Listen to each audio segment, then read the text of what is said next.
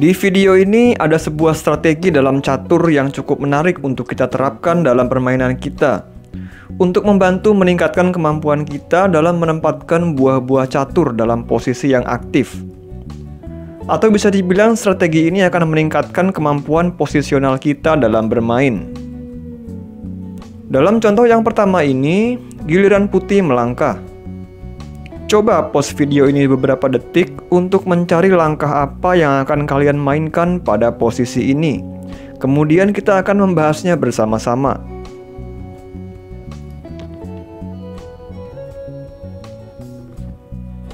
Dalam posisi ini, putih perlu melanjutkan perkembangan perwira-perwiranya dan segera mengamankan raja dengan rokade.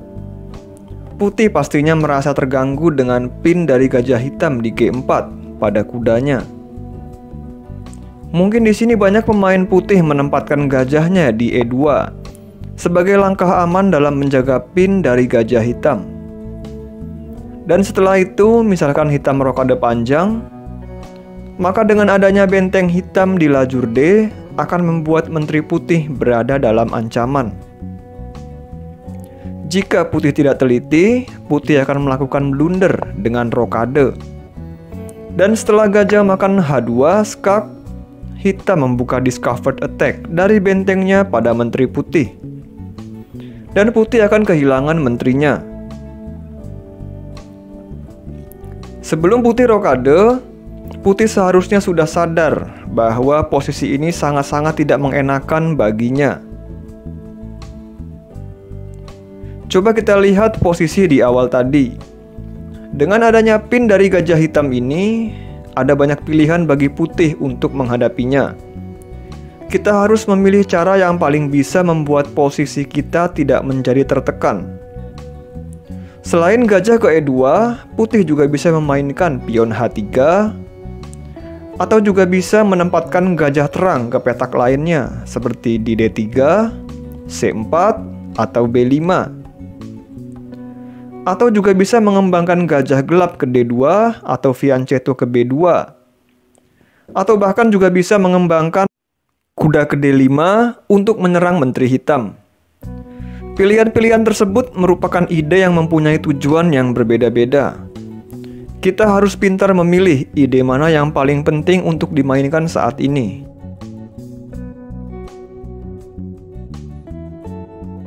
Sekarang kita akan masuk pada strateginya.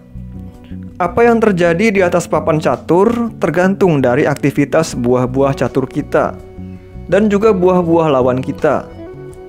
Maka kita perlu menyuruh buah-buah catur kita untuk beraktivitas sebanyak mungkin, dengan cara membuat mereka menjadi lebih aktif, dengan bergerak semakin ke depan, dengan menguasai lebih banyak petak-petak dan area, memberi ancaman pada lawan, dan lain sebagainya. Itulah esensi utama dalam meningkatkan permainan posisional kita. Meningkatkan cara kita dalam memposisikan buah-buah kita. Sekarang, jika putih menempatkan gajahnya di E2, memang gajah tersebut dapat menghalangi pin dari gajah hitam. Tetapi apakah posisi gajah putih di sini sesuai dengan prinsip aktivitas buah yang aktif? Tentu saja tidak, karena putih telah menempatkan gajahnya pada petak yang pasif, yang mengurangi ruang gerak dari buah-buah lainnya, terutama menteri putih. Selain itu, gajah ke E2 ini merupakan langkah yang hanya berfungsi sebagai langkah defensif saja. Lalu apa yang harus dilakukan putih dalam mengembangkan buah-buahnya supaya lebih aktif? Prinsip yang pertama, semakin ke depan kita menempatkan perwira kita, maka akan semakin bagus. Carilah petak-petak yang paling depan, yang paling maju, yang mungkin untuk ditempati oleh perwira kita. Dalam hal ini, putih bisa menggerakkan gajah terangnya ke petak yang lebih ke depan lagi, seperti D3, C4, atau B5. Misalkan kita kembangkan ke B5, maka gajah ini akan menjadi lebih aktif dengan memberi tekanan berupa pin pada kuda hitam. Misalkan dalam posisi ini hitam langsung rokade panjang, putih bisa langsung merusak susunan pion-pion hitam dengan memakan kuda, dan tercipta pion tumpuk di pertahanan Raja Hitam dan memperlemah posisi Raja Hitam. Dan juga Menteri Putih mempunyai petak untuk menghindari ancaman dari benteng hitam, yaitu Menteri ke E2, sekaligus memberi ancaman ke A6. Jika kita melakukan perbandingan dengan langkah Gajah Putih ke E2 yang kita bahas di awal tadi, maka akan menghasilkan situasi yang sangat berbeda. Di sini putih dapat lepas dari tekanan hitam dengan cara memberi ancaman balik.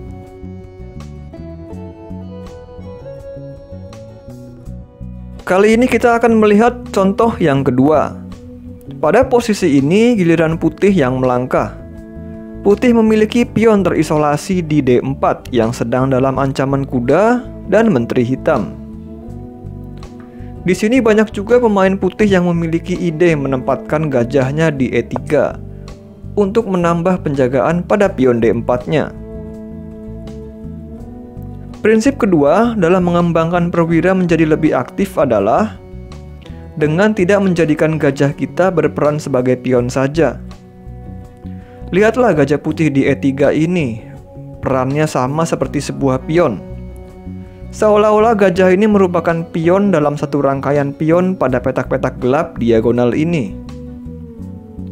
Karena hanya berperan sebagai pion saja, maka gajah ini akan kehilangan banyak petak yang dapat dijelajahinya.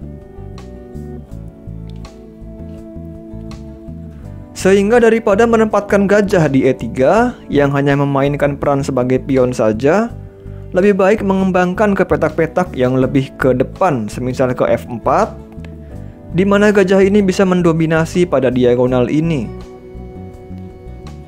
Atau juga bisa ke G5 dengan memberikan pin untuk sedikit menambah tekanan pada hitam. Lanjut ke contoh posisi yang ketiga. Ini adalah posisi yang dibentuk dari pertahanan Sisilia variasi Natsdorf. Hitam giliran melangkah. Putih telah memajukan pion-pionnya di lajur H dan lajur G, dan akan melanjutkan mendorong pion ke G5 untuk memulai membuka serangan. Ada sebuah ide dari hitam dengan memundurkan kudanya ke H7 untuk memperkuat petak G5, sehingga jika putih memajukan pion ke G5 akan dimakan dan ditukar dengan buah-buah hitam. Namun mundurnya kuda hitam ke H7 ini merupakan sebuah kesalahan bagi hitam. Hitam telah membuat aktivitas kudanya ini menjadi berkurang dan menjadi lebih pasif. Maka prinsip ketiga dalam mengembangkan perwira menjadi lebih aktif adalah jangan bertahan sebelum waktunya. Mari kita pahami maksudnya. Kita asumsikan hitam membiarkan pion putih maju ke G5 dan hitam memainkan pion ke B5 untuk menyerang balik dari sayap menteri.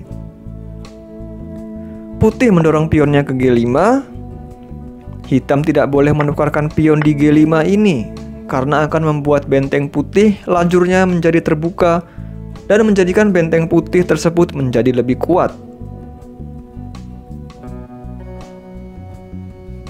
Tetapi hitam sebaiknya memindahkan kudanya ke H5. Pion makan H6 dan hitam tidak perlu memakan balik pion di H6. Cukup majukan saja pion ke G6. Lihatlah posisi ini. Pada posisi ini putih sudah tidak memiliki cara lagi untuk membongkar pertahanan hitam lewat sayap raja. Putih menemukan kebuntuan dalam melakukan perkembangan dalam serangannya. Lajur G sudah tertutup, lajur H sudah tertutup, dan kuda hitam berada pada petak yang cukup bagus. Kuda hitam bisa ke G3 untuk mengancam perwira-perwira putih. Dan kuda ini juga bisa menjaga petak F4 untuk mencegah majunya pion putih.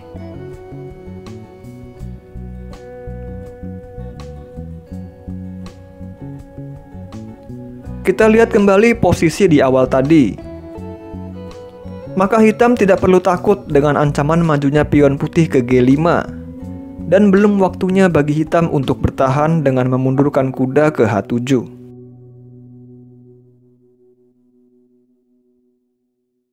Contoh selanjutnya, giliran hitam melangkah. Kuda hitam di F6 sedang ditekan oleh kuda dan menteri putih. Maka untuk mengurangi tekanan tersebut, hitam bisa langsung memakan kuda putih, menteri makan kuda, dan pion E5 hitam sedang diancam menteri putih. Hitam lalu menggunakan gajahnya untuk melindungi pion E5. Kemudian setelah pion ke B4 ancam kuda, hitam mau tidak mau akan kehilangan satu perwiranya, karena kuda hitam ini tidak bisa kabur ke petak yang aman.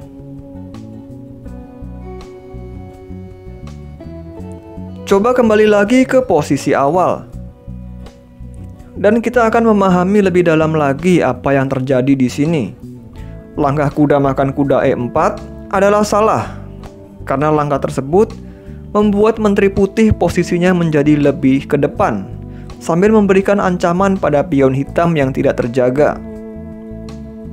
Sehingga daripada memakan kuda putih, lebih baik hitam menambah penjagaan pada kudanya dengan gajah E7.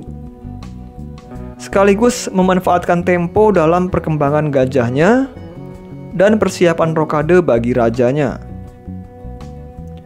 Jadi prinsip yang keempat dalam mengembangkan buah kita menjadi lebih aktif adalah hindari memakan buah lawan jika membuat posisi lawan menjadi semakin aktif. Kita bahas sekali lagi posisi ini. Setelah kuda makan kuda, menteri makan kuda, maka dengan terancamnya pion hitam yang tidak terjaga, perhatikanlah bahwa sebenarnya hitam sedang menerima dua ancaman di sini, yaitu menteri makan pion E5 dan juga pion putih ke B4 ancam kuda. Sehingga hitam hanya bisa mencegah salah satu dari dua ancaman itu. Jika hitam menyelamatkan pionnya, kudanya akan hilang. Atau jika hitam melakukan suatu cara untuk menyelamatkan kudanya, maka pionnya akan hilang. Ini semua terjadi karena berawal dari pertukaran kuda yang membuat menteri putih posisinya menjadi lebih aktif. Kemudian kita akan melihat contoh yang terakhir. Prinsip kelima dalam mengembangkan buah kita menjadi lebih aktif adalah perbaiki posisi dari buah kita yang paling pasif. Carilah buah catur kita yang paling pasif dan belum memiliki peranan pada permainan. Cobalah untuk memperbaiki posisinya menjadi lebih aktif dengan cara mereposisi buah tersebut. Mencari petak yang lebih strategis bagi buah tersebut untuk berkembang. Di posisi ini kita melihat benteng putih di A1 belum melakukan apa-apa, dan kita perlu mengembangkannya agar lebih berperan lebih banyak. Selain benteng, kuda putih di B3 juga berada pada petak yang masih kurang bagus, karena kuda ini belum bisa bergerak ke arah pusat dengan dijaganya petak C5 dan D4 oleh pion-pion hitam. Putih perlu mereposisi kudanya dengan cara bermanuver ke D2 dan akan dilanjutkan ke E4, di mana jika kuda putih di E4 akan memiliki peran yang lebih dominan dengan menempati area pusat dan memberi ancaman pada benteng. Tetapi hitam mencegah rencana putih tersebut. Hitam langsung memakan kuda putih dengan gajahnya. Benteng makan gajah. Selanjutnya langkah hitam adalah menteri C7 yang tujuannya mengosongkan petak E7 untuk kudanya. Dan waktunya putih membawa bentengnya yang masih di pojok ke lajur tengah untuk segera ikut berpartisipasi dalam pertempuran yang akan terjadi. Benteng ini memang tidak secara langsung memberi ancaman pada buah hitam, tetapi dengan digesernya benteng ke lajur E ini, putih telah melakukan sebuah tindakan yang sesuai dengan prinsip bermain posisional dengan menjadikannya lebih aktif.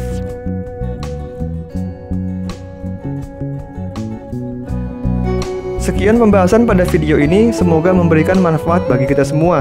Jika kalian menyukai pembahasan dan analisis pada video ini, silakan like video ini dan subscribe juga channel Sahabat Catur agar channel kami dapat lebih berkembang dan bermanfaat bagi seluruh penggemar catur di Indonesia. Terima kasih telah menyaksikan dan sampai jumpa.